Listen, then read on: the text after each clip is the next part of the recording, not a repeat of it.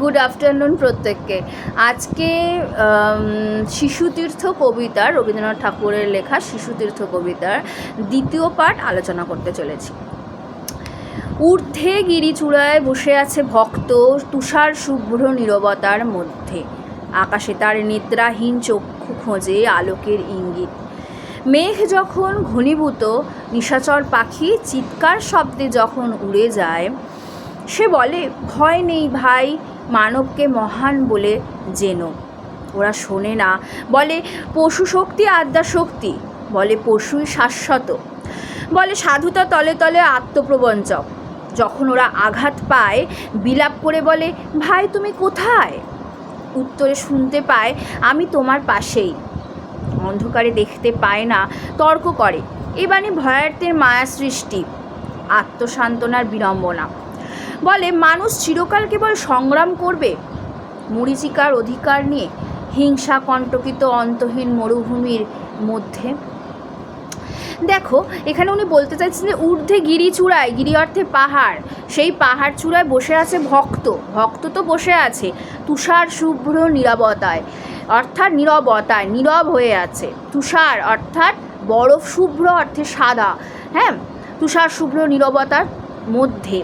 আকাশে তার নিদ্রাহীন চক্ষু, আকাশে তার ঘুম নেই, নিদ্রাহীন চক্ষু, ঘুম নেই সেই চক্ষু খোঁজে আলোকের ইঙ্গিত। মানে ঘুম নেই সেই চোখ কিন্তু অন্ধকার দেখে। কেন অন্ধকার দেখে?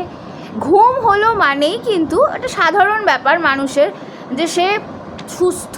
ঘুম যাদের হয় তারা সুস্থ মানুষ, এবং তারা কিন্তু সব সময় সব কাজ সঠিক সময়ে সঠিক সিদ্ধান্ত নিয়ে করে ফেলে, এবং তারা কিন্তু সব সময় এগিয়ে, সব সময় সব ব্যাপারে এগিয়ে। এবং এখানে বলছে আকাশে তার নিদ্রাহীন চক্ষু খোঁজে আলোকের ইঙ্গিত। কেন নিদ্রাহীন চক্ষুই আলোকের ইঙ্গিত খুঁজছে?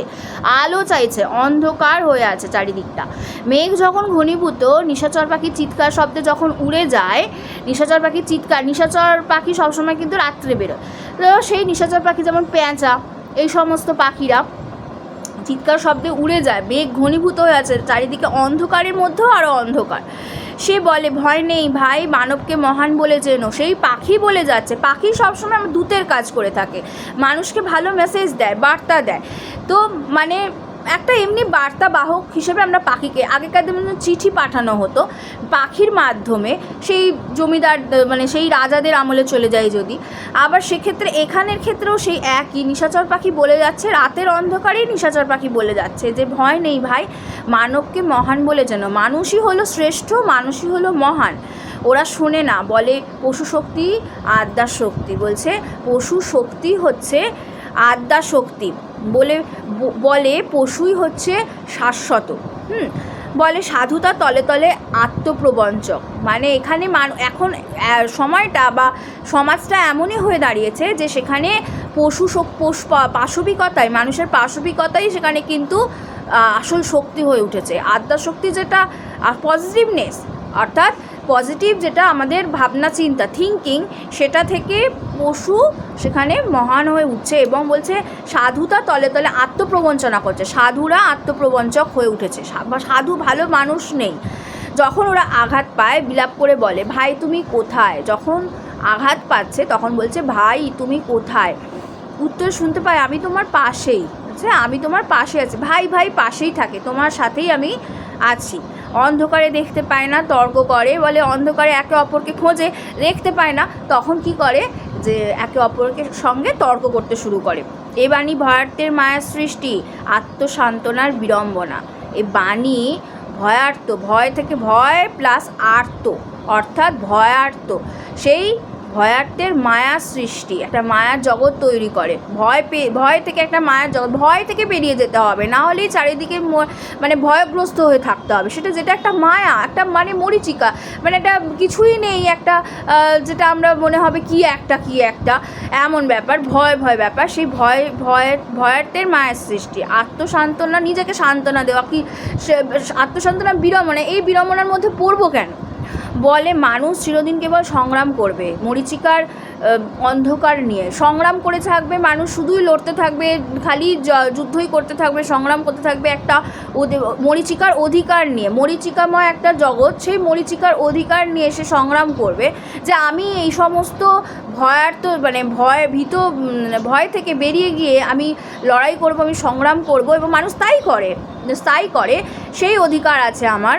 হিংসা কণ্টকিত অন্তহীন মরুভূমির মধ্যে, হিংসায় চারিদিক থেকে মানুষ যখন মানুষকে হিংসা করে কণ্টকিত হয়ে যায়, রাস্তাটা আমাদের কণ্টকিত হয়ে যায় এগিয়ে চলার মুহূর্ত। কারণ একটা মানুষকে এত হিংসা, দেশ বিদ্বেষ, এই যে জিনিসগুলো একটা মানুষের ভেতর যে এই প্রবৃত্তিগুলো জেগে উঠলেই তো খারাপ। সেখান থেকেই খুন চলে আসছে, সেখান থেকেই নানা ধরনের, সেখানে একটা মানুষ মারা যাচ্ছে, সেখানে তার আর এগিয়ে চলার পথ কোথায়? মানুষ মারা গেলে সেখানে তো আর কিছু থাকছে না। তাই হিংসা কণ্টকিত অন্তহীন, যার কোনো শেষ নেই, মরুভূমির পথ যেমন কোনো শেষ নেই, সেই বিভীষিকাময় যেন মনে হয় সেই ধুলোর মধ্যে বিভীষিকা, সেই রকম হিংসা কণ্টকিত অন্তহীন মরুভূমির মধ্যে মরীচিকার অধিকার নিয়ে মানুষ চিরদিন কেবল সংগ্রাম করবে, তাই বলে গেছেন এই কবিতার দ্বিতীয় পার্টে তিনি বলে গেছেন। 3 নম্বরে আছে মেঘ সরে গেল, শুকতারা দেখা দিল পূর্ব দিগন্তে। এবার এই যে হতাশা ছিল, হতাশা কখনোই তিনি হতাশা হতে বলছেন না, হতাশা আছে কিন্তু সেখান থেকে একটা আশা। এই প্রথমে দ্বিতীয়টাতে পেলাম আশা, তৃতীয়টাতে আছে দেখো মেঘ সরে গেল, সমস্ত ঘনীভূত পুঞ্জীভূত মেঘ সরে গেল, শুকতারা দেখা দিল পূর্ব দিগন্তে। শুকতারা কিন্তু একটা আশার প্রতীক হয়ে উঠছে। শুকতারা দেখা দিল পূর্ব দিগন্তে, পৃথিবীর বক্ষ থেকে উঠল আরামের দীর্ঘ নিঃশ্বাস। আরাম হচ্ছে যেখানে আশা থাকে সেখানে আরাম হয়, এবং পৃথিবীর বক্ষ থেকে উঠল আরামের দীর্ঘ নিঃশ্বাস। পল্লব মর্মর বনপথে পথে হিল্লোলিত, পল্লব অর্থে পাতা, পাতার মর্মর ধ্বনি, বনপথে পথে হিল্লোলিত পাতার মর্মর ধ্বনি পাওয়া যায়। পাখি ডাক দিল শাখায় শাখায়, পাখিরা ডাক দিচ্ছে শাখায় শাখায়, গাছের শাখায় শাখায় ডালে ডালে বসে ডাক দিচ্ছে।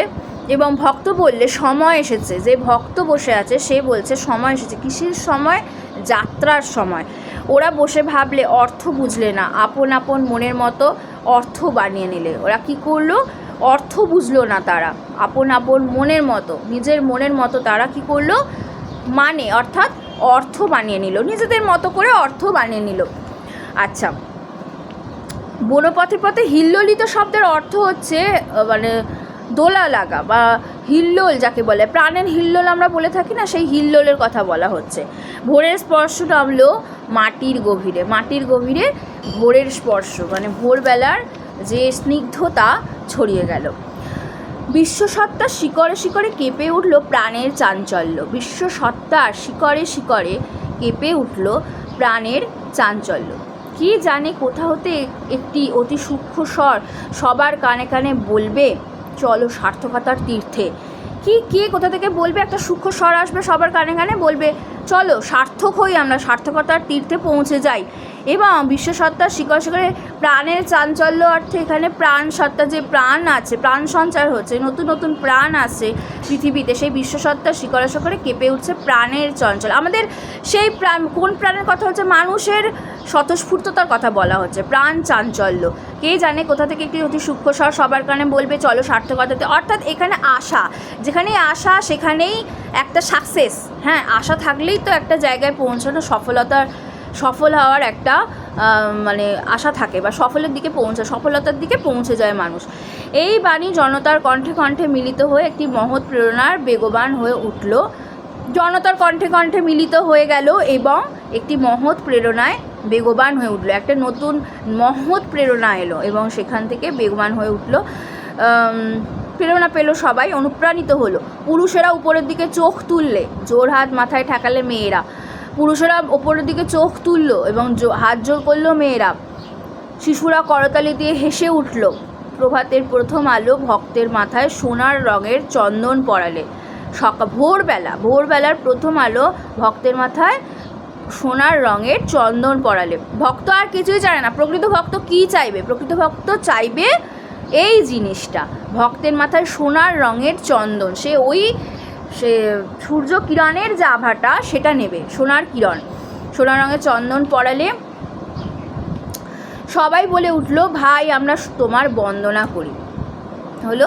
সবাই বলে উঠল, ভাই আমরা তোমার বন্দনা, অর্থাৎ দিন ও রাত, দিন ও রাত, অর্থাৎ এখানে বলা হচ্ছে নিশাচর কথা, অর্থাৎ অন্ধকার, আর দিন অর্থাৎ সকাল, সকাল আর সন্ধে দুই ভাই ভাই, বিপরীত শব্দ আছে সকাল ও সন্ধে, সকাল সন্ধে, সেই জন্য ভাই ভাই ভাই ভাই সকালের পাশে আছে সন্ধে, ভাই এ বলছে ভাই তোমার পাশে তোমার বন্দনা করি, অর্থাৎ কি হলো, শুভ দিনের আগমন ঘটলো, এবার একটা ঠিক জায়গায় পৌঁছবে, মানুষ হতাশা থেকে মুক্তি পাবে, আশাহত হবে না। এই গেল দ্বিতীয় আর তৃতীয়র আলোচনা। আজকে এই পর্যন্তই, আশা করছি ভালো লাগছে। চ্যানেল যদি ভালো লেগে থাকে বেল আইকন দিয়ে রাখো, লাইক করে বন্ধুদের সাথে শেয়ার করে দাও এবং কমেন্টে জানাও কেমন লাগছে। আজকে এই পর্যন্ত, থ্যাংক ইউ।